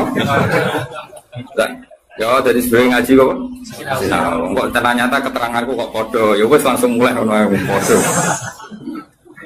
Ya, lah narasi nau terus pinter ning kere malah ngeklaim ladu yo. Malah repot meneh. Tapi kalau seneng sing ngeklaim, gampang syukur, no? Kalau baleni mana ini? Saya banyak baca tentang ulumul Quran banyak tidak selalu. Status itu penting sekali. Ya saya ulang lagi ya. Peringatkan dengan Quran orang yang takut akan terjadinya mahsyar, yaitu posisi manusia yuhsaruna ila rabbihim, dikirim menuju Tuhan. Kalau dikasih an ya yuhsaru ila rabbihim. Orang-orang itu peringatkan bahwa nanti di mahsyar itu faktanya domir sa'an itu domir faktual. Nah faktanya adalah laisa lahum min dunihi wali wala syafi'. Nanti di akhirat itu, di mahsyar itu tidak ada lagi yang bisa menolong tanpa melibatkan Allah. Karena tentu Allah itu aktor utama al-fa'ilul mukhtar. Semua tentu terserah Allah. Nah pertanyaannya begini. Lalu maknanya apa? Tentu orang-orang kubu sebelah. Terus anti syafaat. Ya kubu sebelah mana? Itu barangnya kubu sebelah. Makanya itu problem ya. Makanya gue debat sampai kubu sebelah tadi. Kubu sebelah. Itu repotnya di situ. Mazhab ahli sunnah yang mainstream kadang tidak didukung zahirul ayat, tapi mazhab kita didukung tahqiqul ayat. Memang makna detailnya, makna detail itu beda dengan makna yang zahir. Ya misalnya gini, saya ulang lagi ya. Jadi status itu tentukan dulu. Ya, yang khaufun artinya mukmin apa musyrik? Mukmin, karena punya rasa apa? Takut. Artinya dia iman terjadinya terjadinya kebangkitan. Jadi mereka juga punya grogi ketemu Allah. Nah lumayan kan punya rasa grogi itu lumayan berarti mukmin. Tapi yang boleh grogi itu hanya al-mukminuna al-asun dari maksud. Yang punya grogi itu hanya orang mukmin yang maksiat. Kenapa demikian? Karena kita tahu ala inna auliya Allahi la khaufun alaihim wa lahum yahzanun. Kalau kita wali kan tidak ada rasa sanane kangen pangeran. Makanya wali-wali itu sampai mati seneng. Kangen pangeran kok mati beneran nang ketemu sing disenengi kan. Lah kowe wedi kan mergo ngerti alamat. Sing anger sing wedi mergo sadar alamatnya kemana, napa? Ngerti alamat tem? Nah, kalau wali itu kan pikirannya tadi la khaufun alaihim wa lahum yahzanun. Definisinya wali itu alladzina amanu wa kanu yattaqun lahumul busyra fil hayatid dunya fil akhirah. Mereka punya kegembiraan baik zaman hidup maupun setelah akhirat. Malah ana wali kok pahpoh. Dunia wis rusak sumpah kabeh rapati wali. Memangnya dunia ngene iki sing gawe buyutem. Dunia koyo ngene iki sing gawe pangeran. Pemilu kacau sing gawe yo pangeran. Kowe melarat sing gawe pangeran kabeh pangeran sing happy wae digawe kekasihmu. Wong nak seneng cawe wedok ayu, wis merengkot yo ayu, guyu yo ayu. Apa meneh iku pangeran. Pangeran iku gawe donya kacau ya tetep apik, gawe donya apik ya tetep apik. Wong pangeran ora ono salah. Sing duwe ape bapak ngono. Masa mesti gawe donya kacau sapa? Makanya perdebatannya Mu'tazilah sama Ahlussunnah kan gitu. Mu'tazilah itu berkeinginan Allah itu hanya bisa melakukan suatu kebaikan. Karena keburukan biar diciptakan iblis. Terjadi Ahlussunnah. Nah, ngono pangeran kalah lah kayak ning donya. Foto jangan meleh. Nah, malahnya cara Ahlussunnah wa khairihi wa syarihi. Makanya saya dukung kebodohan karena supaya iman bekodok. Anggapnya latihan iman khairihi wa syarihi. Enggak apa-apa kalau demi iman bekodok sudah keburu. Ya sudah seperti itu. Saya ulang lagi. Nah, orang yang punya rasa takut ketemu Allah itu tentu orang mukmin. Kenapa takut? Ya karena maksiatnya banyak. Nah, sudah berarti makanya Imam Suyuti memutuskan wal muradu bihim al mukminun al asun. Maksud tawarai dari ahli tafsir, tawarai gendong. Kenapa beliau berani ngendikan wal muradu bihim al mukminun al asun. Itu ya satu kebenaran. Nah, orang-orang seperti itu tuh kandani laisa lahum min dunihi wali wala safi, bahwa mereka itu tidak akan lagi dapat syafaat kecuali dapat izin Allah. Nah, tentu kubu sebelah akan mengartikan makanya tidak ada wasilah, tidak ada syafaat bimuqtadu hadil ayat dengan konsekuensi makna ayat ini. Ya teori itu mungkin benar, tapi juga mungkin salah. Mungkin salahnya adalah kalaupun nanti Rasulullah Muhammad mensyafaati atau para wali atau para ulama mensyafaati, memangnya bukan kehendak Allah, kan ya tetap kehendak. Cuma kan para wali itu panitia saja. Misalnya aku nyafaati tuh Gusti niki santri kula masih melepuk ning podium di santri. Terus dibuktekno malaikat ke nyekseni nggih kadang-kadang nggih ngaos. Tapi ngedole kata ngedole. Goleke kalian ngedole kata ngedole. Terus abilon niku jenenge cah pinter Gus. Wong golek badhe iku cah. Akhirnya yo wis ora apa-apa. Nah, misalnya saya nyafaati seperti itu kan memangnya kehendak siapa? Ya kehendak. Maka kata Imam Ghazali, masalahnya apa? Itu gak ada hubungannya dengan syafaat dan tidak syafaat. Kalaupun nanti dari awal kan memang gitu, mangdalladzi yashfa'u indahu illa bi'idznih. Di dunia otoritas yang milik Allah, nanti di akhirat juga milik Allah. Jadi ini penegasan tauhid yang normal saja, tidak ada konsekuensi makna, tidak ada syafaat. Saya ulang lagi ya. Jadi ini kan ilmu tauhid yang normal saja. Di dunia kita bisa gini ya karena kehendak Allah, di akhirat juga sama karena Allah selalu al-fa'ilul mukhtar. Allah tidak dibatasi dunia maupun dibatasi akhirat. Maka kata Imam Ghazali, beliau berkali-kali ngendikan fa inna rabbad dunya wal akhirati wahid. Pangeran dunya mek akhiratku sitok. Kowe ora iso pangeran bukai konstitusi. Misalnya pangeran apa nyafaati itu Gusti ingat loh ini akhirat. Nampun mati niku ngamal pun terbatas. Jenengan harus ingat itu lho pangeran. Mbok atur. Pangeran tetap ya falu maya sak ngawur ya. Yang kena aturan itu kue, misalnya ngene, kue wis mati kok, Gusti kula nyuwun ganjaran salat. Wis ora salat itu ganjaran. Enggak bisa. Tapi nak pangeran ngekei, kita tak kei ganjaran salat nganti kiamat, senajan to saiki wis ra iso salat. Kenapa Gusti? Ya terserah aku pangeran. Pangeran mau warai. Sehingga Allah itu tetap, makanya pendapat Ahlussunnah wal Jamaah itu pendapat paling normal karena memberi hak Tuhan bahkan ketika di akhirat. Nah Mu'tazilah orang, pangeran kudu tunduk pada konstitusi batas amal, batas akhir. Jadi kena limit. Jadi kaya kenaan pulsa. Jadi kena pangeran nyafaati wong nganggur-nganggur ini iki. Gusti inget loh. Ini sudah akhirat. Batas akhir amal. Kan sudah mati. Pangeran Raiso atur nduk Raiso. Sebagaimana dia Rahman zaman ning dunya ya Rahman ning akhirat. Sebagaimana dia kudroh di dunia juga kudroh di akhirat. Karena Tuhan tidak pernah dibatasi akhirat. Itu yang diyakini Ahlussunnah wal Jamaah. Makanya ya ayatnya umum saja. Wa kam mim malakin fis samawati la tughni syafa'atin shay'an illa min ba'di ayyadana Allahu liman yasha'u wa yarda. Itu jelas. Kalau kamu menafikan syafaat berarti menafikan ayat itu jelas. Tidak ada syafaat lagi di akhirat kecuali bagi orang sing Allah kehendaki. Man itu manusia apa Allah? Orang kan? Berarti nanti selalu ada orang yang dikecualikan, yaitu orang sing yasa Allah punya otoritas memberi syafaat. Kalau istisna itu tidak ada gunanya, lalu kita percaya apa? Coba kalau orang bilang gini, Ja'al qaumu illa Zaidan, itu Zaid datang kan? Datang kan? Atau ya datang ya, terserah lah. Misalnya Maja'al qaumu illa Zaidun, ya, atau Maja'al qaumu illa Zaidan itu sesuai terkib yang di Alfiyah itu. Ketika istisna diucapkan itu ya mustasna itu ada gunanya. Ya, misalnya saya bilang gini, Ja'al qaumu illa Zaidan, masyarakat sama datang kecuali Zaid. Ada gunanya enggak kata illa Zaidan? Ada. Yaitu memaklumatkan kalau Zaid tidak datang. Tidak ada syafaat kecuali miliknya Zaid. Berarti Zaid bisa nyafaat. Sekarang Allah jelas-jelas ketika tidak ada syafaat kecuali illa min ba'di ayyadana Allah liman yasha'u. Berarti izin Allah itu ada dan izin ini akan diberikan sama orang-orang yang digedaki Allah. Ya misalnya kayak Rasulullah, kayak para wali.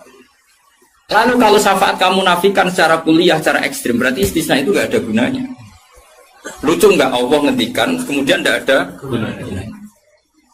Misalnya santri kufabe, ahli sunnah, kecuali isi sitok. Ya kan ada betul. Ada betul, meskipun surotan apa? Surotan itu raine tok misalnya. Pabe santriku nggo siar Islam kecuali sitok niate mergawe kan mesti ada. Nah, itu kan. Mbok yo wong iku mikir gitu loh. Allah kan ngendikan manggal ladzi asya'indahu illa bin. Siapa yang bisa memberi syafaat kecuali dapat izin Allah. Kemudian mustasna ini dihilangkan. Orang anu syafaat blas. Berarti kalimat ini menjadi salah kan? Iya. Padahal kalimat dari Quran dia tidak ada syafaat kecuali mendapat izin. Berarti natijahnya ya ada syafaat yang berlisensi, berizin. Ini tidak maunya mereka kubu sebelah bodiwa sebelah. Paham ya? Mau terus syafaat gak ada. Itu ayatin di ora ono ayat ngono. Ono ayat yang ngono, syafaat gak ada. Gak ada ayat itu ono istisna, tidak ada syafaat kecuali mendapat izin. Artinya apa? Ada syafaat kalau mendapat izin. Natijahnya adalah isbatus syafaat, bahwa syafaat itu ada. Lah siapa itu? Ya mayyasa'u wa yarda, orang yang digedaki Allah dan diridani. Ya tentu saja sing ra diridani Allah kang nin roko nyafaati sopung kejet-kejet dhewe. Makanya ya kubu sebelah itu ya seperti itu. Dia mikirnya alai salahu min dunihi wa suai ka ono syafaat. Qala ta'ala, alhamdulillah do hafal Quran. Nah sing bantah ya hafal Quran padha wae, bantah-bantah. Ya seneng reporter yang mergo seru. Sing bingung sing alim Gus delok. Ngene cara bapak zaman Sugeng, aku delok omongane ngomong tambah goblok. Mergo tambah gak jurus yo. Tambah apa? Gak jurus, modho hafale kok bantah-bantah. Dagelan. Ayo dagelan. Lo sering apa dijak bantah-bantah tiang, tak tantang. Kayak apal Quran, enggak. Apal hadis, enggak. Kelas sampai aku ngaji ora debat. Debat itu imbang. Masa Mike Tyson di musono LS Pikal. Ya mati no LS Pikal. Debat itu imbang. Agak apal Quran, apal hadis, debat be aku. Iso cocokan ayat. Nang ngene iki kowe ngaji alif bantah ae. Tak ulangi ikra tak kira ati. Cara Kiai Bisri kan nak ngamuk kubu sebelah Kiai Bisri zaman Sugeng. Kalau yang menangi dia menangi rok murid-muridnya. mem fathama tak fathata mem domamu. Matamu. Kok mangkel. Mangkel. Ora tau ngaji kok ngomong Islam. Iku sakjane wae ngaji kok mem fathama. Oke kok. Sebiasa cangkeme iso ya. Beda, bebas sama. Tahu, tata terus. Tadi agar orang raiso ngaji, sok niai, kon meja. Bebas sama. Ya sih gue. Gue nak tercangkem elek, semua langsung elek. Jadi capek lali, saya elek. Kata elek nih biru. Kabo apa pangeran sepurane akeh tenang ya. Nak lapor pangeran. Eling-eling. Saya ulang lagi ini penting sekali dalam ulumul Quran. Tentukan dulu siapa itu. Baru nanti ayat itu ini takmim apa khos. Ya saya ulang lagi takmim apa khos. Jika misalnya ayat dihukum. Saya kan keahlian saya memang nekuni fikih. Misalnya ayat dihukum, saya harus hukum misalnya gini. Wal mutallaqatu yatarabbasna bi anfusihinna salasata qurun. Bahwa perempuan yang ditalak suaminya, maka iddahnya 3 kali masa suci. Ya kita harus memastikan bahwa ini mutallaqat benar-benar dalam kasus diceraikan. Ya sudah yang diceraikan itu kalau dia mindawatil haid, masih menstruasi, iddahnya 3 kali masa suci. Ini ikuti madrasah. Nanti ada konteks di mana orang itu tidak mutallaqat, tapi ya tidak bersuami, misalnya suaminya meninggal. Ya ayatnya jangan ayat itu. Walladzina yatawaffawna minkum wa yadharuna azwaja yatarabbasna bi anfusina arba'ata ashhur. Bahwa yang jenis perempuan ditinggal mati suaminya, iddahnya 4 bulan 10 hari. Sudah kita sepakat. Jangan terus bilang gini, iddah itu pokoknya 3 kali masa suci. Ya iddahnya siapa? Apa? Iddah. Nah, nanti tahu-tahu mesti ada problem secara fikih. Problemnya begini. Kira atau mikir mari teman-teman. Oh ya Allah, sabar. Amit tenang. Sabar. Bagus. Problemnya kan gini mestinya gue itu. Juga tak dari ngaji tuh. Jadi sunnah Rasul rakyat juga toh ngalim ya sunnah Rasul. Apal Quran ya sunnah, lomo ya sunnah. Jadi meskipun gak fair, kalau gue jabatan ya sunnah Rasul. Tapi sing alim ya sunnah Rasul. Milih sing gampang sing angel. Cangkemmu aku rasa ngomong. Nah, rungono ya. Problemnya begini. Lalu apa semua orang itu haid? Apa semua perempuan itu haid? Lalu kalau mutallaqat sudah tidak haid gimana? Padahal konteksnya. Nah ini makanya mirip kayak tadi syafaat. Ya yang diidahkan dengan haid ya yang haid. Kalau yang enggak haid ya kita cari ayat yang lain. Dan alhamdulillah kita hafal Quran sehingga tetap tahu. Yang enggak haid itu maksudnya ayat wallahi ya isna minal makhidi min nisaikum in irtabtum fa'iddatuhunna salasatu asyhuri wallahi lam yahid. Jadi kalau perempuan tidak haid karena menopause itu iddahnya 3 bulan atau yang belum haid. Jelas ya. Jadi ayat itu pastikan subjeknya siapa tentang siapa, jangan langsung diartikan enggak ada syafaat. Dalile surat An-Nam nomor piro? Biasanya apa ayatnya refa ayatnya nomor itu. Lihat ayat nomor sekian. Nah ya itu bunine piye aku. Rata-rata iso to. Ora iso. Lah aku belok kowe ya ora iso pisan. Muatan wong. Ahli sunah zaman akhir ruwet kok dibela jebule padha ra isane. Amit tenan. Makanya kan kelihatan kalau syafaat itu ada kan tadi saya ulang lagi ya. Tidak ada syafaat kecuali kepada orang yang mendapat izin. Berarti harus ada aktornya. Orang yang mendapat izin itu harus ada. Dan itu Rasulullah Shallallahu Alaihi Wasallam dan para sahabat, para wali, para ulama. Sama. Kalau perempuan itu iddah 3 kali masa haid atau masa suci berarti ada yang haid. Ya sudah kalau yang haid iddahnya seperti itu. Lalu yang enggak haid ya kita carikan karena pasti ada orang yang perempuan itu sudah ada. Nah itu ayatnya wallahi ya isna minal makhidi min nisaikum in irtabtum fa'iddatuna salasatu asyhur wallahi lam yahid. Paham ya? Jelas ya? Artinya kita jelas. Ojo kok pepe apa ayat iku terus pokoknya namanya iddah 3 kali masa suci. Terus ayat arba'ata asyhuri wa asra lebokno ning. Terus ada masalah lagi, perempuan yang hamil itu ndak haid lagi. Nah itu masuknya ke ayat wa ulatul ahmali ajaluhunna ayyahunna hamlahun kalau hamil. Jadi ada sekian ayat tentang Safa aja ada sekian ayat. Nah kebetulan kubu sebelah dan juga Anda podo-podo rapal lagi repotnya. Mulane bela ahli sunnah sini ya rugi zaman akhir. Sedih bilang berharap. Ngapa lo sekarang-karu. Loba menangan mata ngomong waduh. Lah sing ora paham ya Eropa ya kalah. Malah kalah video Gus ora lomba. Ya kalah kono lumayan untuk umroh. Aku mulane kudu mlebu swarga rugi yakin akan mlebu swarga. Wis lomba ra menang ya ora apa. Nek dunya ora pati dimulyakno wong tekan mati kok mlebu. Neraka apa-apaan.